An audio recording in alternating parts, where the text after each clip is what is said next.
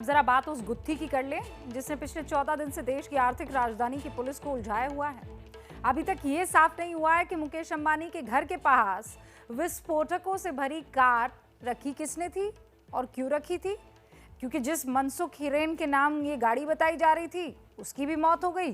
फिर इस बीच मुंबई पुलिस के एक विवादित ऑफिसर सचिन वाजे पर कई सारे गंभीर आरोप लग गए।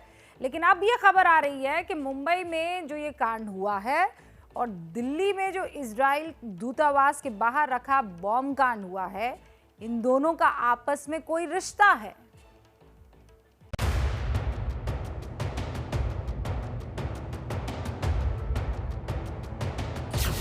एंटीलिया कांड की गुत्थी में नई एंट्री।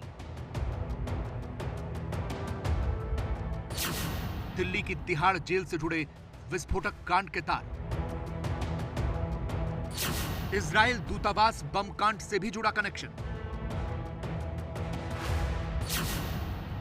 अब तक एंटीलिया कांड की तफ्तीश और इससे जुड़े किरदार मुंबई तक ही सीमित थे, लेकिन एबीपी न्यूज को मिली ताजा जानकारी के मुताबिक इस मामले के तार दिल्ली की तिहाड़ जेल से भी जुड़ रहे हैं और यह कनेक्शन जुड़ता है इसी साल इजराइल दूतावास के पास हुए बम कांड से। 29 जनवरी की शाम राजधानी दिल्ली में इजराइल दूतावास के बाहर एक लो इंटेंसिटी धमाका हुआ था। अगले दिन इस धमाके की जिम्मेदारी जैश उल हिंद नाम के एक आतंकी संगठन ने ली थी। मैसेजिंग ऐप टेलीग्राम के जरिए संदेश भेजकर उसने ये जिम्मेदारी ली थी। जब जांच हुई तो ये सामने आया कि ये मैसेज देश की सबसे सुरक्षित माने जाने वाली तिहाड़ जेल से भेजा गया था।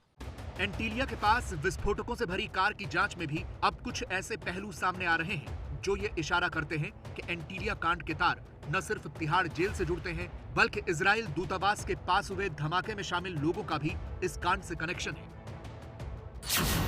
दरअसल इजराइल दूतावास के पास हुए बम धमाके के बाद जिस तरह एक मैसेज भेजा गया था, ठीक उसी तरह से एंटीलिया के बाहर विस्फोटक से भरी कार मिलने के बाद भी एक मैसेज आया। जांच में पाया गया कि ये दोनों ही मैसेज तिहाड़ जेल से भेजे गए थे और हैरानी की बात यह है कि दोनों ही मामलों में जैश उल हिंद नाम के संगठन ने जिम्मेदारी ली है। इतना ही नहीं, दोनों ही मैसेज टेलीग्राम ऐप से भेजे गए थे। इजराइल दूतावास और एंटीलिया कांड दोनों ही हाई प्रोफाइल केस हैं और दोनों के तार जिस तरह से तिहाड़ जेल से जुड़ रहे हैं, उससे जांच एजेंसियों को शक है कि तिहाड़ जेल में बैठे कुछ अपराधी इस काम को अंजाम दे रहे हैं। अब चुनौती है उन अपराधियों तक पहुंचने की।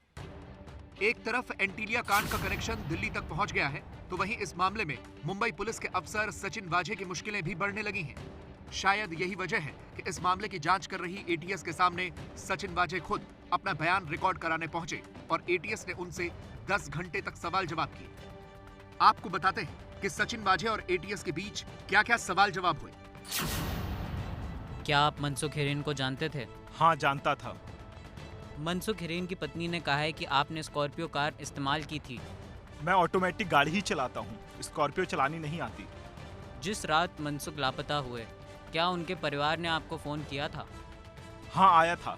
मैंने कहा कि वो कहीं भी जाने से पहले उनसे पूछते थे, लेकिन बिना पूछे क्यों गए, वो कहाँ गए मुझे नहीं पता। एंटीलिया के बाहर स्कॉर्पियो मिलने पर सबसे पहले आप घटनास्थल पर पहुंचे? नहीं, पहले एटीएस की team, beat marshal, traffic police और डीसीपी जोन 2 पहुंचे थे। लोकल पुलिस भी पहुंच चुकी थी। इसके बाद मैं पहुंचा था। सचिन वाजे पर बीजेपी हमलावर है। सरकार ने उन्हें क्राइम ब्रांच से भी हटा दिया है। वाजे भी अपनी सफाई पेश कर रहे हैं, लेकिन एंटीलिया कांड की गुत्थी में जिस तरह से सचिन वाजे का नाम आ रहा है, उससे लगता नहीं कि उनकी परेशानी खत्म होने वाली है।